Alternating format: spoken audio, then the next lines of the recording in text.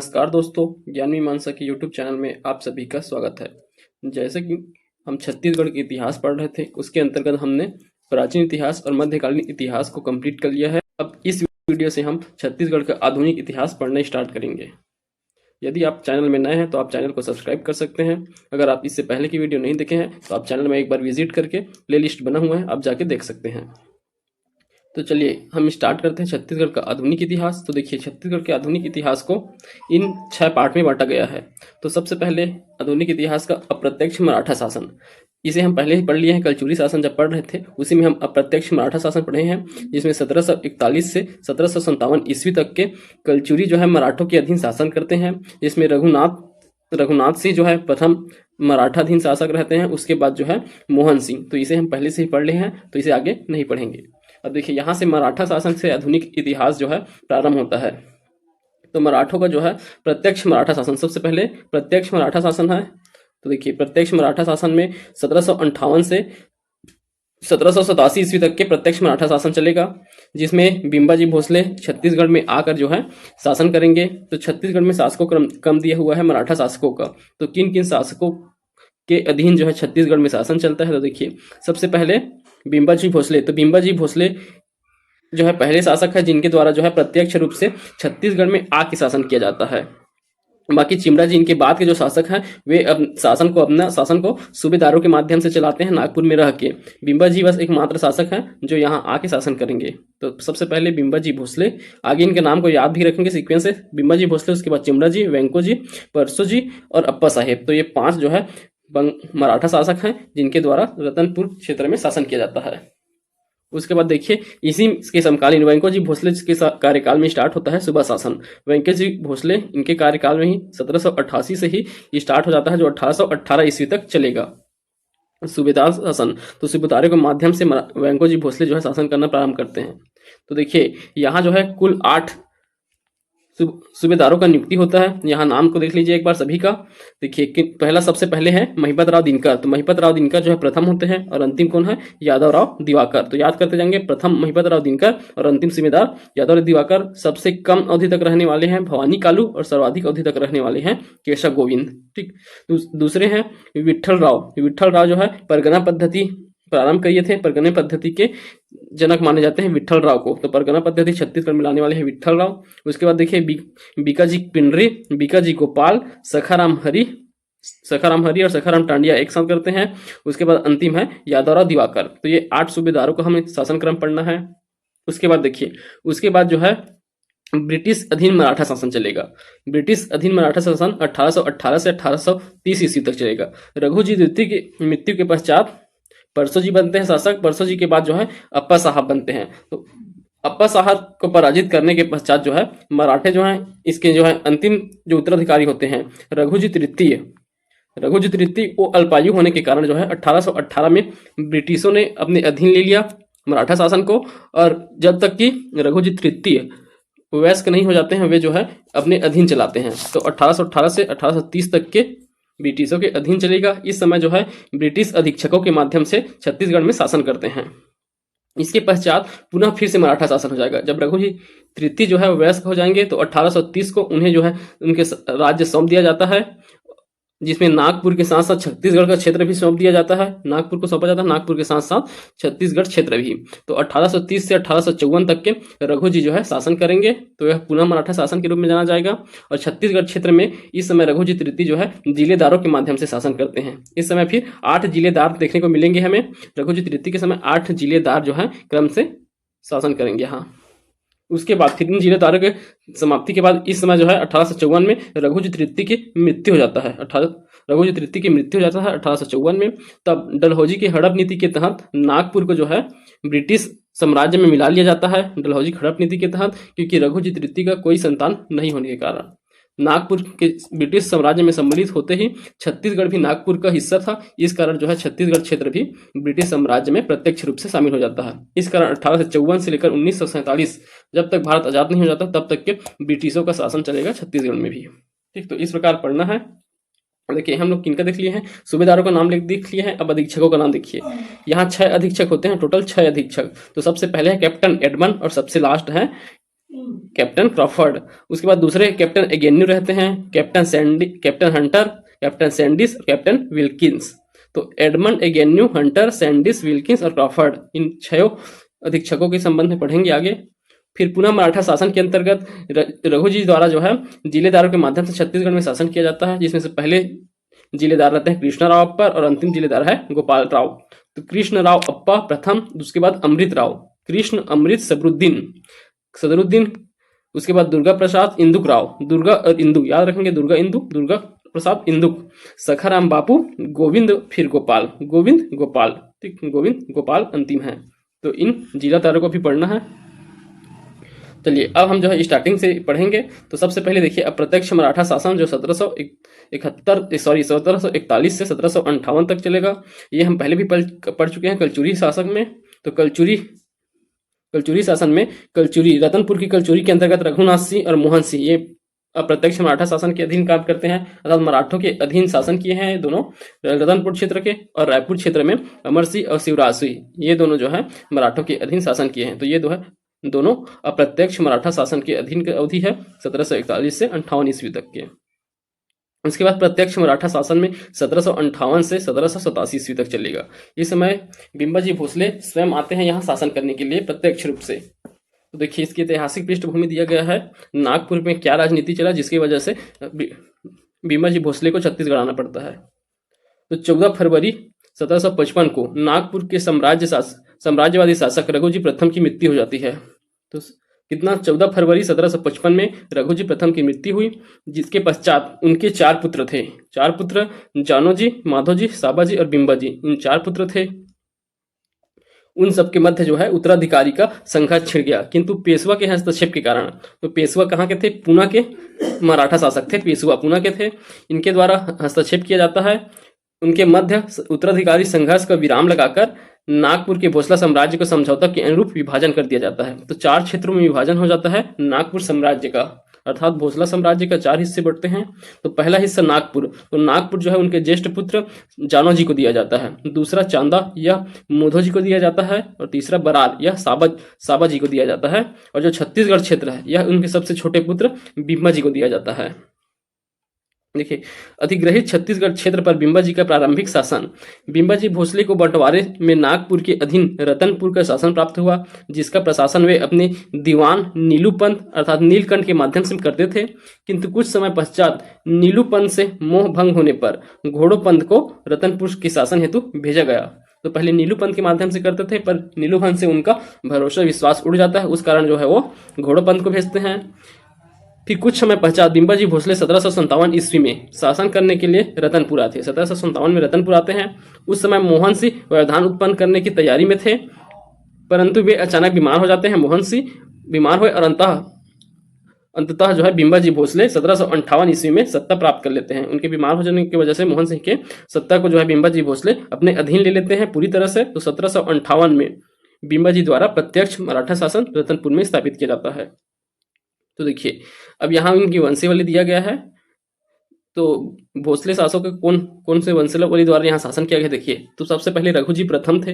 रघुजी प्रथम के 4 पुत्र हुए। जानोजी भोसले इन्हें नागपुर क्षेत्र, साबोजी भोसले बरार क्षेत्र, बुधोजी भोसले चांदा क्षेत्र, और बिम्बाजी भोसले को कौन सा मिला? छत्तीसगढ़ क्षेत्र। पर बिम्बाजी भोसले के कोई भी पुत्र नहीं होते हैं। इस कारण जो है अपने भाई मुधोजी भोसले के 3 पुत्र होते हैं, रघुजी द्वितीय, चिमड़ाजी भोसले और वेंकोजी भोसले। ये 3 पुत्र होते हैं, जिसमें से बिम्बाजी भोसले जो है चिमड़ाजी भोसले को अपने उत्तराधिकारी घोषित करते हैं। उन्हें गोद लिया जाता है, चिमड़ाजी को गोद लिए रहते हैं बिम्बाजी भोसले, और उन्हें अपना उत्तराधिकारी घोषित करते हैं छत्तीसगढ़ क्षेत्र में। और रघुजी द्वितीय जो है चांदा क्षेत्र में मधोजी भोसले के उत्तराधिकारी थे। उसके बाद देखिए चिमड़ाजी की बहुत जल्दी जो है मृत्यु हो जाता है, आकस्मिक मरवा दिया जाता है भी कहा जाता है। तो चिमड़ाजी के बाद जो है इनके भाई वेंकोजी भोसले चिमड़ाजी का उत्तराधिकारी बनते हैं छत्तीसगढ़ क्षेत्र में।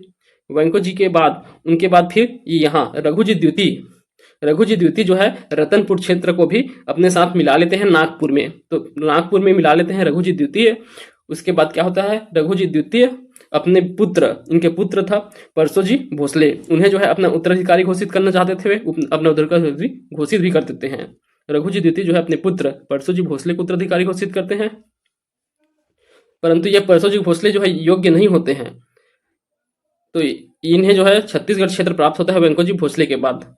परसो जी भोसले को इनकी सहायता के लिए जो है अप्पा जी भोसले को कह रहते हैं रघु जी द्वितीय, परंतु अप्पा जी भोसले जो है उन्हें बाद में षड्यंत्र करके परसो जी भोसले को मरवा दिया जाता है और उसके बाद फिर अप्पा जी भोसले जो है परसो जी के उत्तराधिकारी बनते हैं छत्तीसगढ़ क्षेत्र में। ठीक, और देखिए इसके लिए अप्पा जी भोसले जो है अंग्रेजों के साथ कुछ संबंध स्थापित करते हैं, उनके संधि करते हैं समझौता कि वो जो है परसो जी को रास्ते से हटाने की उनकी मदद करे, उसके बदले में उनके द्वारा संधि किया गया था, कुछ वचन दिए गए थे। ठीक, तो ये जो है इनकी हिस्ट्री है, इनकी पृष्ठभूमि है कि ऐसा ऐसा होता है। अब देखिए हम छत्तीसगढ़ में प्रत्यक्ष मराठा शासन के अंतर्गत कौन कौन शासक जो है यहाँ शासन किए हैं उसे देखते हैं डायरेक्ट। अब इनकी वंशावली से डायरेक्ट क्वेश्चन पूछे जाते हैं।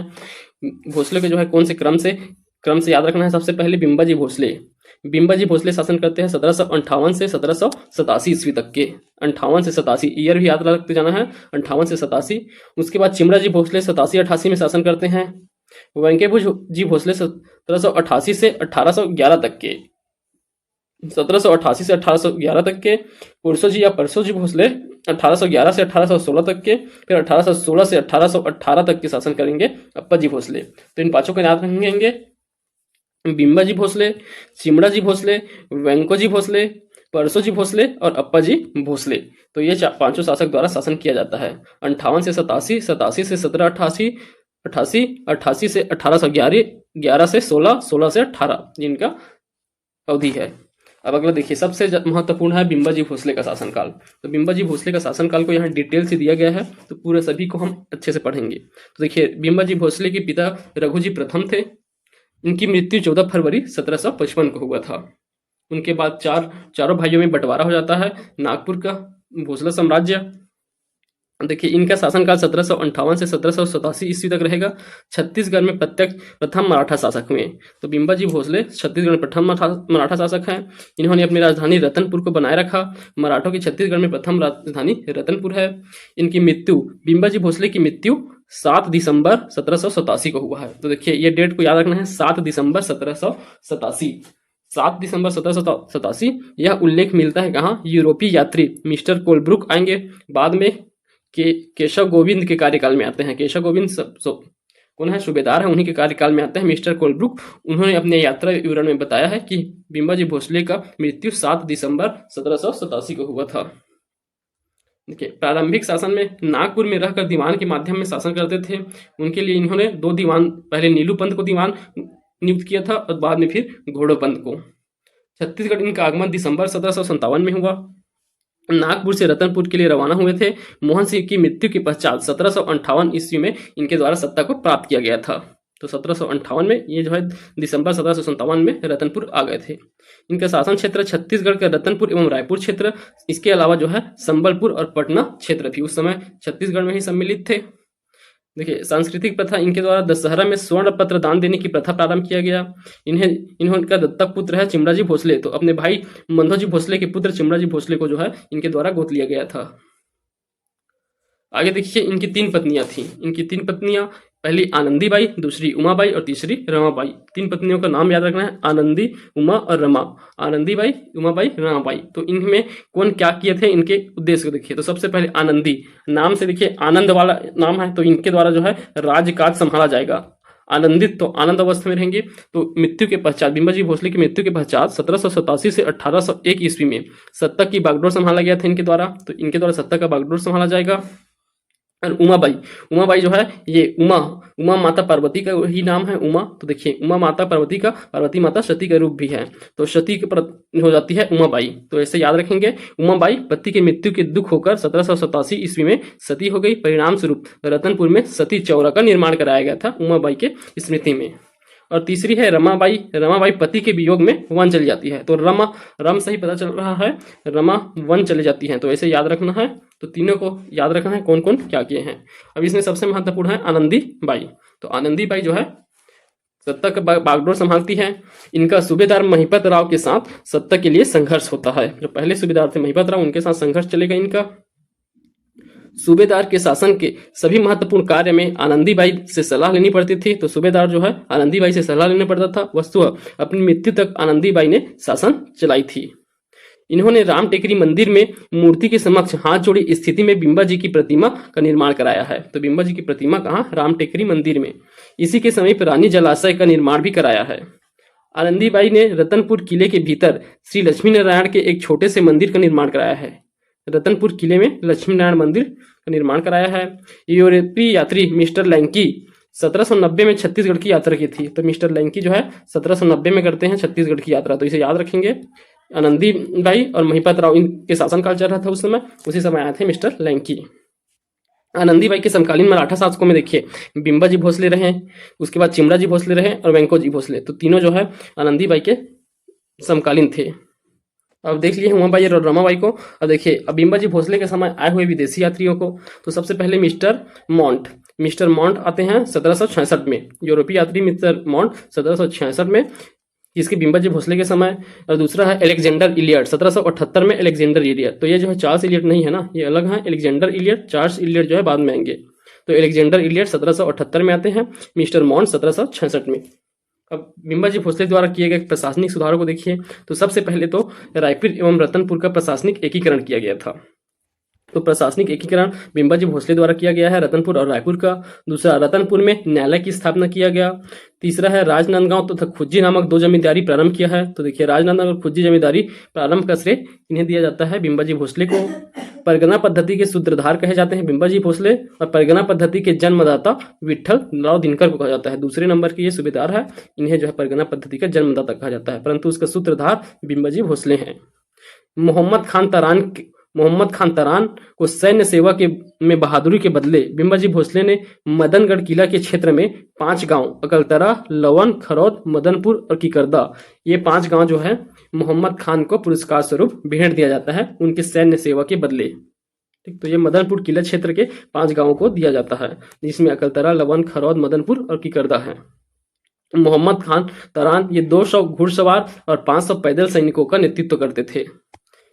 अब देखिए बिंबा जी द्वारा यहाँ मराठी, मोडी और उर्दू तीनों भाषा तथा मोडी लिपि का प्रयोग किया गया था। मराठी, मोडी और उर्दू भाषा और मोडी लिपि का प्रयोग किया जाता था बिंबा जी भोसले के दरबार में। चलिए अब इनके द्वारा स्थापत्य देखें तो राम टेकरी मंदिर, रतनपुर का राम टेकरी मंदिर बिंबा जी भोसले द्वारा बनवाया गया था, और इसके सामने जो है बिंबा जी भोसले का हाथ जोड़ी अवस्था में जो अलग से प्रतिमा बनाया गया है वो आनंदीबाई द्वारा उनकी मृत्यु के पश्चात बनाया गया था। अगला है संगमेश्वर शिव मंदिर, रतनपुर का संगमेश्वर शिव मंदिर बिंबा जी भोसले। रतनपुर में मस्जिद का निर्माण भी बिंबा जी भोसले द्वारा कराया गया। खंडवा मंदिर भी रतनपुर में बिंबा जी भोसले द्वारा, और अमरकंटक में नर्मदा माई मंदिर में कुंड और मंदिर का निर्माण बिंबा जी भोसले द्वारा कराया गया है। तो अमरकंटक का जो हम नर्मदा माई का कुंड देखते हैं और नर्मदा माई मंदिर, दोनों का निर्माण बिंबा जी भोसले द्वारा कराया गया था। अब इनके जीर्णोद्धार कार्य में देखिए तो बिंबा जी भोसले द्वारा दूधाधारी मठ का जीर्णोद्धार किया गया था। रायपुर में स्थित है दूधाधारी मठ, उसका जीर्णोद्धार बिंबा जी भोसले द्वारा कराया था।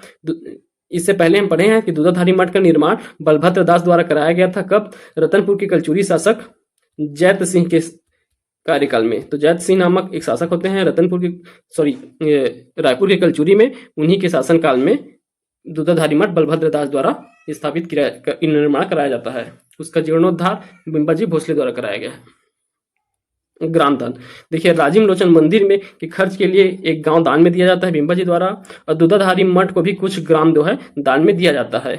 तो राजीव लोचन मंदिर और दूधाधारी मठ दोनों के लिए गांव दान में देते हैं। न्यायालय, इन्होंने रतनपुर में नियमित न्यायालय की स्थापना कर जनता को न्याय संबंधी सुविधाएं प्रदान किया है। अगला देखिए प्रमुख पदाधिकारी। तो जब बिंबा जी भोसले नागपुर से रतनपुर आए थे उस समय प्रशासन कार्य के लिए वे अपने साथ कुछ अनुभवी व्यक्तियों को भी लाए थे, जिसमें कुछ महत्वपूर्ण व्यक्तियों का नाम इस प्रकार दिया गया है। तो देखिए सबसे पहले हैं घोड़ो महादेव। यह राज्य का प्रमुख प्रशासकीय अधिकारी था, वह स्थापिका या कह सकते हैं ये बिंबा जी भोसले के दीवान थे। घोड़ो महादेव बिंबा जी भोसले के दीवान थे, ये प्रमुख प्रशासनिक अधिकारी थे। उसके बाद कृष्ण भट्ट उपाध्याय, यह जो है राज पंडित थे। कृष्ण भट्ट उपाध्याय राज पंडित। मसार नील्हे, ये सह सलाहकार थे, घोड़ो महादेव के सह सलाहकार थे। रामचंद्र बख्शी, यह की प्रमुख थे। की अर्थात किला होता है, तो किला का प्रमुख है रामचंद्र बख्शी। उसके बाद देखिए माधव रामचंद्र मजुमदार, ये लेखाधिकारी थे। रामचंद्र मजुमदार कृष्णा जी मोहिते। कृष्णा जी मोहिते राजस्व विभाग के प्रमुख थे। कृष्णा जी मोहिते मोहम्मद खां शासन में कार्य किए थे। कादर खां सेना विभाग में कार्य करते थे। नीलूपंथी इनके सेनापति थे। पांडुरंग महाड़िक सर सेनापति या सैन्य विभाग के सेनापति थे पांडुरंग। ठीक, तो ये इन 10 अधिकारी को जो है बिम्बाजी भोसले अपने साथ रतनपुर से लाए थे। देखिए इनकी प्रशासनिक नीति को देखें तो बिम्बाजी नागपुर राजा के सहायता के रूप में यहाँ शासन सहायक के रूप में यहाँ काम करते थे। नागपुर के राजा के सहायक के रूप में यहाँ शासन के लिए नियुक्त किया गया था। तथापि उसने परिस्थितियों का लाभ उठाकर स्वयं को यहाँ का स्वतंत्र शासक घोषित कर दिया था। तो अपने को आपको स्वतंत्र रतनपुर का स्वतंत्र शासक बना लिया। वह राज्य का संपूर्ण लगान वसूल करता था तथा लगान का कोई भी भाग नागपुर में नहीं भेजा करते थे। किसी भी मामले में वह स्वयं निर्णय लेता था, नागपुर से संबंध नहीं रखता था। सेना का खजाने पर पूरा नियंत्रण था। इन्होंने छत्तीसगढ़ में अपने सिक्के नहीं ढलवाए वरन नागपुरी रुपया प्रचलन में रखा। बिम्बाजी का प्रथम पृथक दरबार, पृथक सलाहकार एवं पृथक सेना थी। तो नागपुर से अलग इनका पृथक दरबार था, पृथक सलाहकार और पृथक सेना थी। इस व्यवस्था में नागपुर शासन किसी भी प्रकार से हस्तक्षेप नहीं कर सकता था। तो ये इनके द्वारा जो है स्वतंत्र नागपुर से स्वतंत्र शासन किया गया है बिम्बाजी भोसले द्वारा। ठीक, अब देखिए इनके संबंध में इनका संबंध जमींदारों से कैसे था। तो छत्तीसगढ़ की जमींदारियों से इनका संबंध कैसे था उसे दिया गया है यहाँ। किन किन जमींदारियों के साथ कैसे संबंध था। तो जमींदारियों के साथ बिम्बाजी भोसले के संबंध अच्छे थे, किंतु जो जमींदारी टकोली अदा करने में आनाकानी करता था और समझौता को नहीं मानते थे उनका कठोरतापूर्वक दमन किया गया। जमींदारियों के आंतरिक मामले से संबंधित जमींदारों को स्वायत्ता प्राप्त थी। तो उनके आंतरिक मामलों में उन्हें खुद से स्वायत्त प्राप्त थी, वो अपना निर्णय खुद ले सकते थे जमींदार। छत्तीसगढ़ के प्रमुख 32 जमींदारों में से 6821 रुपए 68,721 रुपए टकोली वार्षिक कर के रूप में प्राप्त होता था। तो 68,721 रुपए टकोली प्रति वर्ष इनको प्राप्त होता था टोटल 32 जमींदारियों में से। ठीक, अब देखिए किन किन जमींदारियों के साथ बिम्बाजी के जो है क्या क्या संबंध थे। तो सबसे पहले धमधा का जमींदार। तो धमधा के जमींदार के साथ यहाँ के जमींदार ने विद्रोह किया और कालांतर में 1781 में बिम्बाजी भोसले के आक्रमण के डर से जल समाधि ग्रहण कर लिया। तो धमधा के जमींदार द्वारा 1781 में बिम्बाजी के आक्रमण के डर से जल समाधि ग्रहण कर लिया जाता है। दूसरा है खैरागढ़। संभवतः यहाँ का जमींदार टकोली देने में आनाकानी करता था, इस कारण टकोली की दर उच्च कर दी गई थी। तो सबसे ज्यादा टकोली खैरागढ़ से लिया जाता था। प्रारंभ में यहाँ टकोली बढ़कर 44,000 हो गई थी। तो प्रारंभ में यहाँ टकोली बढ़कर 44,000 हो गई थी, जिसे बाद में कम किया गया। खैरागढ़ जमींदार से सर्वाधिक 30,100 रुपए टकोली वसूल किया जाता था। तो सबसे पहले 44,000 था, उसे बाद में कम करके 30,100 रुपए टकोली वसूल किया जाता था। साथ ही वह 500 घुड़सवार सैनिकों की भी मदद करता था। तो सर्वाधिक टकोली देने वाला जमींदारी थी खैरागढ़ जमींदारी। 1768 में खैरागढ़ पर बिम्बाजी का आक्रमण किया गया। 1768 में बिम्बाजी आक्रमण कर देते हैं खैरागढ़ में। अब उसके बाद देखिए कांकेर का राजा धीरज सिंह था, बिम्बाजी के समकालीन धीरज सिंह। सिहावा तालुका कांकेर के अधीन आता था उस समय।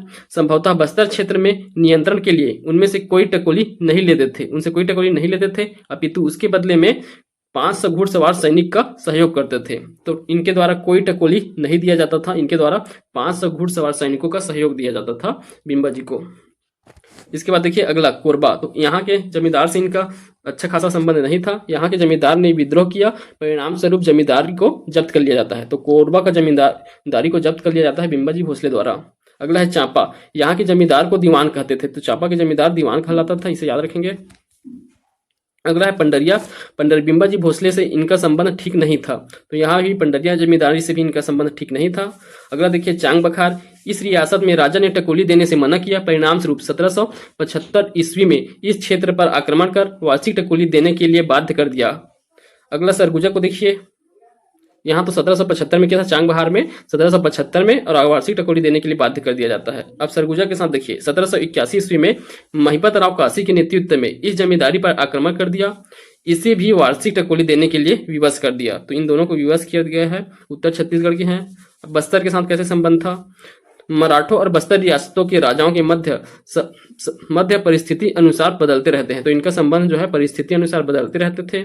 मराठे बस्तर से केवल लगान एकत्र करते थे, शेष मामलों में बस्तर के राजा स्वतंत्र थे। तो इन्हें जो है वार्षिक टकोली देना रहता था, बाकी सभी क्षेत्रों में बस्तर के राजा स्वतंत्र थे।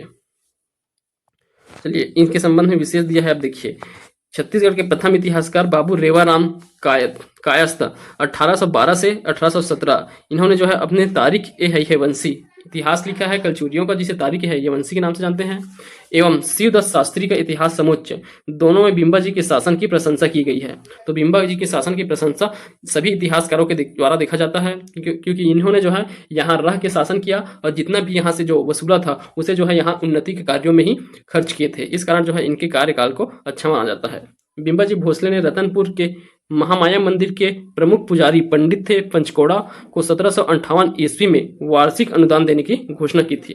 तो महामाया मंदिर के जो प्रमुख पुजारी थे उन्हें वार्षिक अनुदान देने की घोषणा की थी, तो उन्हें वार्षिक सैलरी दिया जाता था।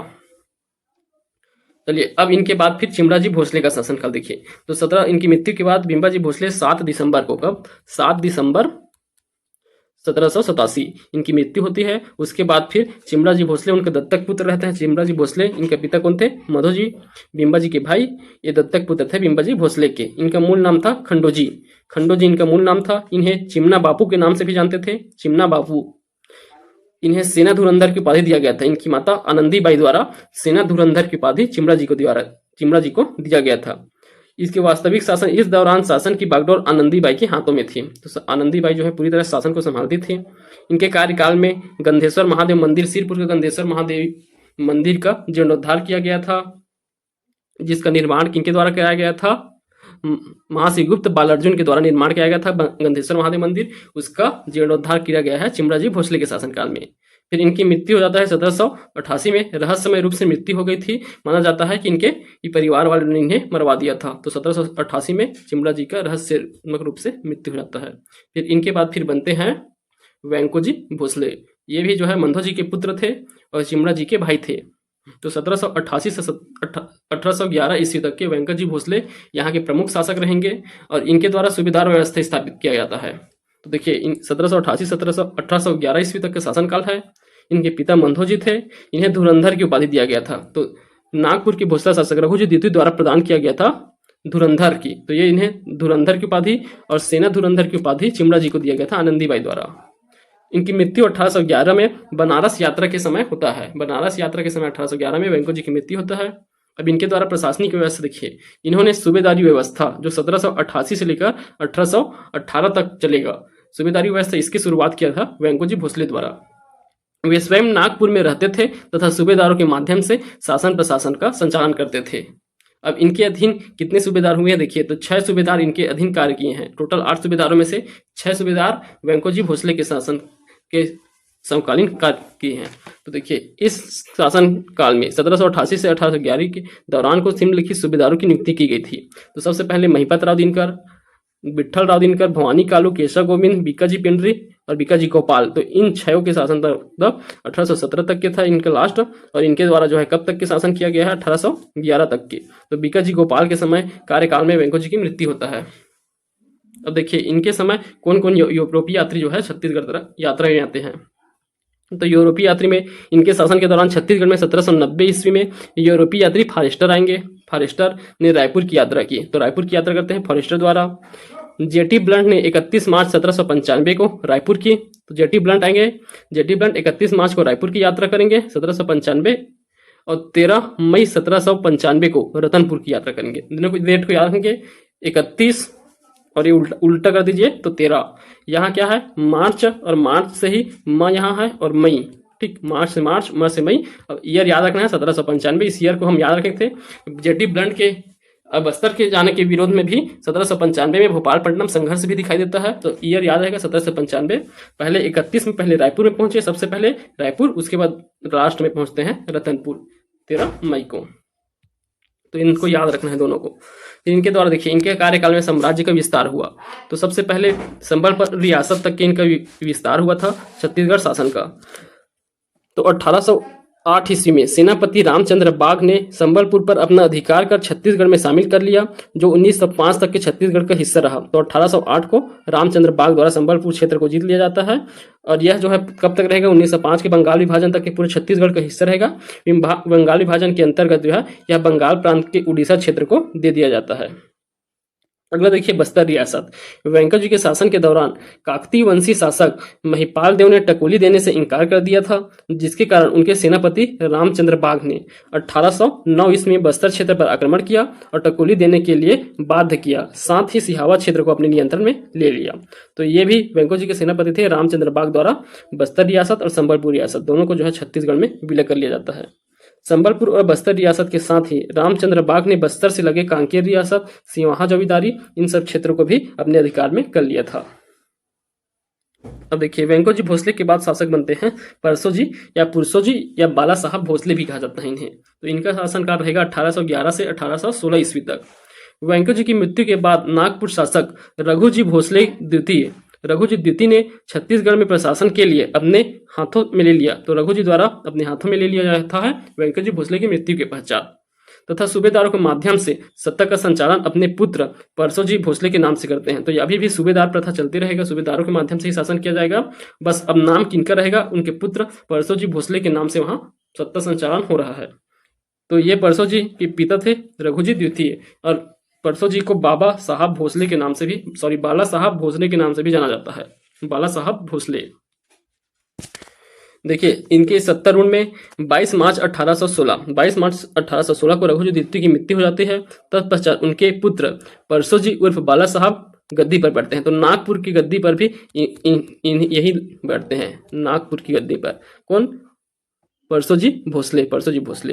तो ये जो है बीकाजी गोपाल इनके अधीन सूबेदार थे छत्तीसगढ़ क्षेत्र में, बीकाजी गोपाल इनके अधीन सूबेदार रहे हैं। तो बीकाजी गोपाल के कार्यकाल में परसो जी थे। परसो जी की पत्नी का नाम कांसीबाई। इनकी मृत्यु देखिए, परसो जी की मृत्यु 1 फरवरी 1817 को होता है। इनकी पत्नी 10 फरवरी 1817 को सती होती है। 1 फरवरी की मृत्यु और 10 फरवरी को इनकी पत्नी कांसीबाई जो है सती होती हैं। अब उनके बाद देखिए अप्पा साहेब भोसले शासक बनते हैं। तो 1816 से 1818 ईस्वी में ये इनके पुत्र है, वेंकोजी भोसले के पुत्र है अप्पा साहेब भोसले। 1816 से 1818 ईस्वी इनके अधीन 2 सूबेदार हुए, 2, पहला सखाराम हरि, सीताराम टांडिया, और लास्ट अंतिम है यादवराव दिवाकर। तो ये दोनों एक साथ रखेंगे, सखाराम हरि और सीताराम टांडिया 1817 में, यादवराव दिवाकर अंतिम सूबेदार है, 1718 तक रहेंगे। देखिए पुरसो जी मानसिक और शारीरिक तौर पर प्रशासन के योग्य नहीं थे। इस कारण मृत्यु से पूर्व रघुजी द्वितीय ने बाबा साहेब अर्थात वेंकट जी के पुत्र को सहयोग करने के लिए कहा था, और जैसे ही परसो जी की गद्दी पर बैठे तो शासन की समस्त बागडोर अप्पा साहेब ने संभालना शुरू कर दिया। किंतु अप्पा साहेब ने महत्वाकांक्षावश अंग्रेज रेजिमेंट जेनकिंस से समझौता कर लेते हैं। तो अंग्रेजी रेजिमेंट थे जेनकिंस, उनके साथ समझौता कर षड्यंत्र करने की योजना बनाई। अप्पा साहब ने गुप्त रूप से 27 अप्रैल 1816, तो इस तिथि को याद रखेंगे, 27 अप्रैल 1816 को अंग्रेजों के सहायक संधि कर ली, और 1 फरवरी 1817 को अप्पा साहब के इशारे पर परसो जी की हत्या कर दी जाती है। तो ये परसो जी की हत्या इन्हीं के द्वारा कराया जाता है, अप्पा साहब के द्वारा। उससे पहले हत्या करने से पहले 27 अप्रैल 1816 को अंग्रेजों के साथ सहायक संधि की थी। अपने चचेरे भाई के खून के हाथ रंग कर अप्पा साहेब नागपुर और उनके अधीन राज्य छत्तीसगढ़ पर शासन करना प्रारंभ करते हैं। तो नागपुर और छत्तीसगढ़ दोनों पे शासन करना अप्पा जी के हाथों में चला जाता है। फिर देखिए 27 नवंबर 1817 को अंग्रेजी सेना और अप्पा साहेब की सेना के मध्य सीताबाड़ी का लड़ाई होता है। तो अप्पा साहब जो सहायक संधि किए रहते हैं उससे फिर मुकर जाते हैं अप्पा साहब। उसके कारण अंग्रेजों द्वारा उन पर आक्रमण किया जाता है, और इनके परिणाम स्वरूप सीताबड़ी का युद्ध होता है 27 नवंबर 1817 को। 1817 में होता है सीताबड़ी का युद्ध, जिसमें अप्पा साहब बुरी तरह से परास्त होते हैं। फिर 1818 ईस्वी में अप्पा साहब को पदच्युत कर दिया जाता है, फिर उन्हें हटा दिया जाता है, और छत्तीसगढ़ के प्रशासन के लिए ब्रिटिश अधीक्षकों की नियुक्ति की जाती है। इस राज्य में ब्रिटिश नियंत्रण स्थापित करने से पहले अप्पा साहेब भोसले का शासन था। तो ब्रिटिश नियंत्रण स्थापित से पहले किनका शासन था, अप्पा जी भोसले का, याद रखेंगे। अब यहाँ देखिए शासक और उस समय आए यूरोपीय यात्री दिए गए हैं। तो बिम्बा जी भोसले के समय मिस्टर माउंट और एलेक्जेंडर इलियट आते हैं। एलेक्जेंडर इलियट की मृत्यु 12 सितंबर 1778 को यहीं हो जाता है। Alexander Elliot. आनंदीबाई और महिपत राव दिनकर, इनके समय में कौन आते हैं, मिस्टर लैंकी और महिपत राव दिनकर। और वेंकोजी भोसले के समय फॉरेस्टर आते हैं। विठल राव दिनकर के समय जेटी ब्लंट, केशव गोविंद के समय कोलब्रुक। तो तो ये यूरोपीय यात्री आए हैं, किनके समय में आए हैं, इन्हें याद रखना है किनके समकालीन आए थे। तो कोलब्रुक केशव गोविंद याद रहेगा, जेटी ब्लंट का विट्ठल राव ब्लंट विट्ठल, फॉरेस्टर और मिस्टर लैंकी ये दोनों महिपत राव के समय में आते हैं, तो इसको आपको याद रखना है। अब चलिए इसके बाद फिर छत्तीसगढ़ में प्रारंभ होता है सूबा शासन, जो वेंको जी भोसले के कार्यकाल से ही चल रहा है, उसी को अब पढ़ेंगे यहाँ। तो देखिए वेंको जी भोसले द्वारा 1787 में शुरुआत किया गया था सूबा शासन की। 1787 में इसका सूत्रधार किया गया था। 1788 से 1818 ईस्वी तक की यह चलता है सूबा शासन। मुख्यालय रतनपुर होता है और इसके सूत्रधार माने जाते हैं वेंको जी भोसले। सूबा शासन को समाप्त करने का श्रेय जेनकिंस को दिया जाता है। लास्ट में अप्पा जी भोसले की मृत्यु के पश्चात इसे समाप्त कर दिया जाता है जेनकिंस द्वारा, और यहाँ ब्रिटिश अधीक्षकों का कार्यकाल प्रारंभ होता है। उसके बाद देखिए प्रथम सूबेदार कौन है, महिपत राव दिनकर। अंतिम सूबेदार यादव राव दिवाकर, और सबसे कम समय का है भवानी कालू का कार्यकाल, भवानी कालू, और सबसे ज्यादा है केशव गोविंद का कार्यकाल। ठीक, तो इतना चार को याद रखना है। अब देखिए सूबा शासन लाने का उद्देश्य क्या था। इस प्रथा को जन्म देने का प्रमुख कारण मराठा शासकों का नागपुर में रहकर शासन व्यवस्था को संचालित करना था तथा नागपुर की गद्दी पर अपना दावा मजबूत रखना था। तो वे नागपुर को छोड़कर आना नहीं चाहते थे वेंको जी भोसले, क्योंकि अगर नागपुर को छोड़कर वे आते तो नागपुर जो है उनके हाथों से निकल जाता। इस कारण वे नागपुर में रहकर इस क्षेत्र में भी शासन करना चाहते थे, इसलिए उन्होंने जो है सूबेदार की नियुक्ति की। देखिए सूबेदार का पद क्या होता है। सूबेदार शासक नहीं होते थे, अपितु मराठों के अधीन अधिकारी होते थे, उनके प्रतिनिधि मात्र होते थे। अधिकार इनको क्या क्या अधिकार था, तो सूबेदारों को सूबा के सैनिक, असैनिक, दीवानी एवं फौजदारी आदि सभी अधिकार प्राप्त होते थे। तो यह सैनिक, असैनिक, दीवानी एवं फौजदारी सभी अधिकार इनको दिया जाता था सूबेदार को। विशेष तथ्य में क्या है देखिए, छत्तीसगढ़ में मराठों द्वारा स्थापित सूबा शासन मराठों की उपनिवेशवादी नीति का परिणाम था। तो ये अपने उपनिवेश समझते थे छत्तीसगढ़ क्षेत्र को, इस कारण इसे उपनिवेशवादी नीति का परिणाम माना जाता है। इस शासन पद्धति के अंतर्गत प्रदेश में 8 सूबेदारों की नियुक्ति की गई, जिनका वर्णन यहाँ दिया गया है। तो 8 सूबेदारों की नियुक्ति होता है। तो सबसे पहले है महिपत राव दिनकर, 1788 से 1790 ईस्वी तक के रहेंगे ये सूबेदार। तो देखिए छत्तीसगढ़ में सूबा शासन के तहत नियुक्त प्रथम सूबेदार हैं महिपत राव। इनके समय फॉरेस्टर नामक यूरोपीय यात्री 17 मई 1790 ईस्वी में रायपुर की यात्रा की। तो याद रखेंगे 17 मई 1790 में फॉरेस्टर रायपुर की यात्रा करते हैं। इनका संघर्ष हुआ आनंदीबाई के साथ, सत्ता के लिए संघर्ष हुआ था। ये नाम मात्र के सूबेदार कहलाते थे, सूबेदार कार्य करते थे नाम मात्र के। इन्हें सभी शक्तियां जो है आनंदीबाई के हाथों में थी, सारी शक्तियां आनंदीबाई के हाथों में, सभी के लिए उन्हें आनंदीबाई से परमिशन लेना पड़ता था। इनके समय में निर्माण कार्य देखे तो इन्होंने रायपुर में बूढ़ा तालाब का निर्माण कराया था। तो रायपुर के बूढ़ा तालाब का निर्माण महिपत राव दिनकर द्वारा कराया गया था। उसके बाद दूसरे हैं विट्ठल राव दिनकर। तो अब यहाँ से इनको पूरा शक्ति प्राप्त होगा। विट्ठल राव दिनकर 1790 से 1796 तक के रहेंगे। तो 6 वर्ष का इनका कार्यकाल है, 90 से 96 तक विट्ठल राव दिनकर का। इनके समय विदेशी यात्री जेटी ब्लंट आते हैं। तो जेटी ब्लंट 1795 में यात्रा करते हैं छत्तीसगढ़ का। तो इनकी यात्रा देखिए कहाँ कहाँ करते हैं। सबसे पहले रायपुर में, डेट याद किए हैं 31 मार्च 1795, और रतनपुर में 13 मई 1795 में। इसके अलावा कौंडिया में यात्रा की है, लोरमी का यात्रा, अमरकंटक, बिलासपुर, पानाबरस और कांकेर, इन 8 स्थानों की यात्रा करते हैं मिस्टर जेटी ब्लंट द्वारा। देखिए बस्तर क्षेत्र में सिर्फ कांकेर तक की यात्रा किए हैं इनके द्वारा। ये जो है बस्तर की भी यात्रा करना चाहते थे, परंतु भोपालपट्टनम संघर्ष के कारण जो है इन्हें अंदर नहीं जाने दिया जाता। उन्हें कांकेर से वापस लौटना पड़ता है, भोपालपट्टनम से। इनके समय विद्रोह कौन कौन से हुए हैं विट्ठल राव के समय, तो सरगुजा विद्रोह 1792 पढ़े हैं। सरगुजा विद्रोह वो इनके समकालीन हुआ। भोपालपट्टनम का संघर्ष 1795 वह भी इनके समकालीन हुआ है। तो ये 2 विद्रोह को याद रखना है। भोपालपट्टनम संघर्ष बस्तर प्रवेश के विरोध में आदिवासियों एवं जेटी ब्लंट के मध्य हुआ था। देखिए इन्हें परगना पद्धति का जन्मदाता कहा जाता है। 1790 में इनके द्वारा परगना पद्धति लाया गया था। 1790 से 1818 तक की परगना पद्धति चलेगा, और प्रत्येक परगने का प्रमुख होता था कमाविसदार। जो प्रमुख अधिकारी होता था परगने का, उसे कहा जाता है कमाविसदार। और इनके सहायता के लिए और भी बहुत सारे अधिकारियों की नियुक्ति की जाती है। तो प्रमुख है परगना के कमाविसदार। देखिए इनके संबंध में विशेष, इन्होंने कलचुरी कालीन छत्तीसगढ़ों को 27 परगनों में विभाजित किया था। तो छत्तीसगढ़ की प्रथा चल रही थी कलचुरी काल से, उसे 27 परगनों में विभाजित कर दिया गया।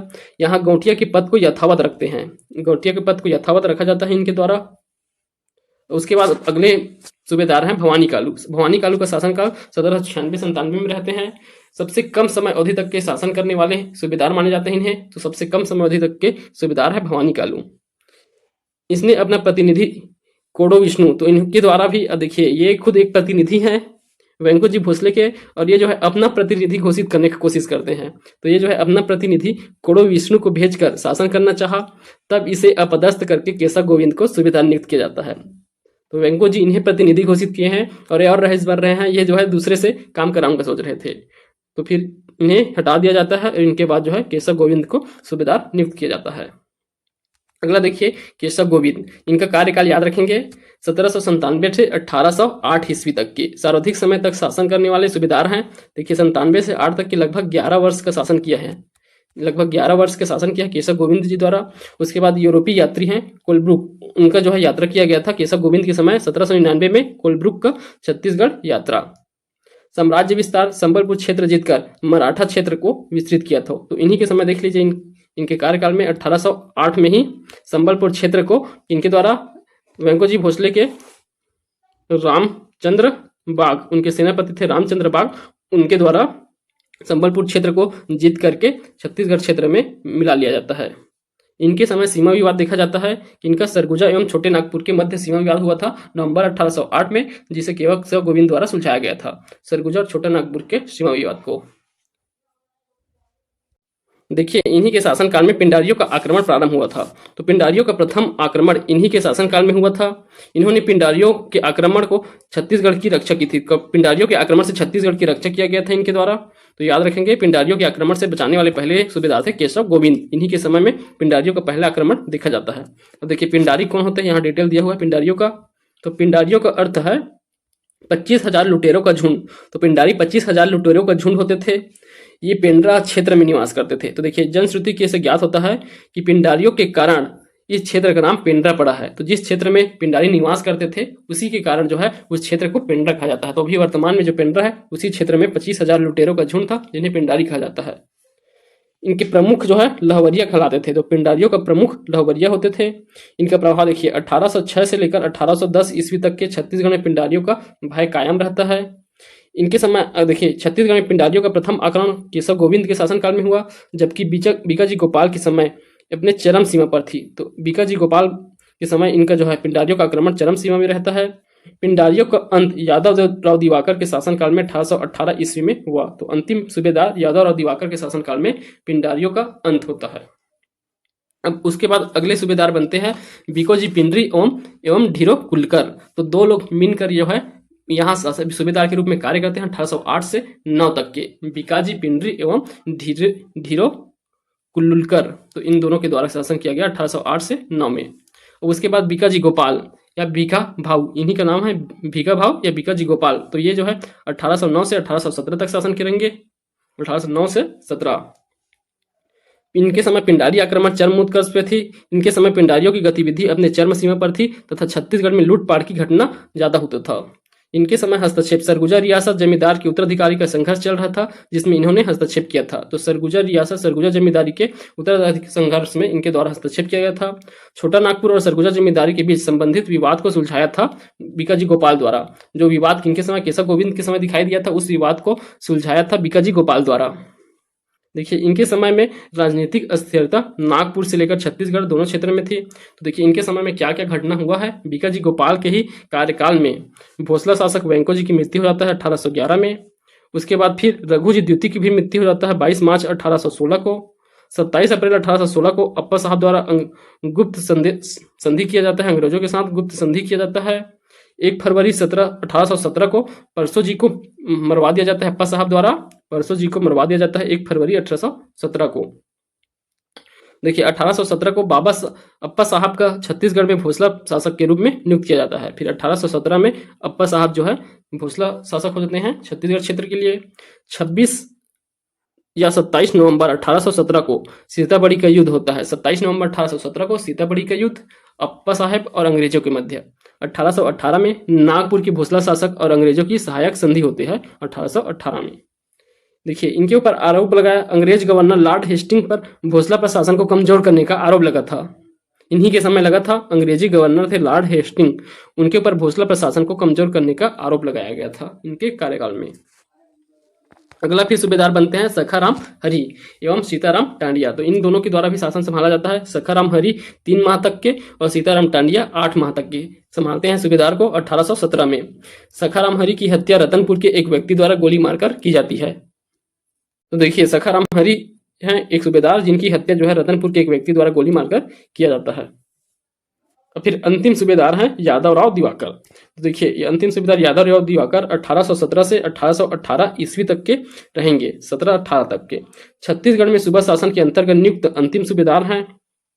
इनके सामने देखिए छत्तीसगढ़ में पिंडारियों का अंत 1818 में इनके द्वारा किया गया। साथ ही सूबा शासन की समाप्ति भी यादवराव दिवाकर के शासनकाल में होता है। पिंडारियों का अंत करने में सबसे महत्वपूर्ण भूमिका यादवराव दिवाकर का था।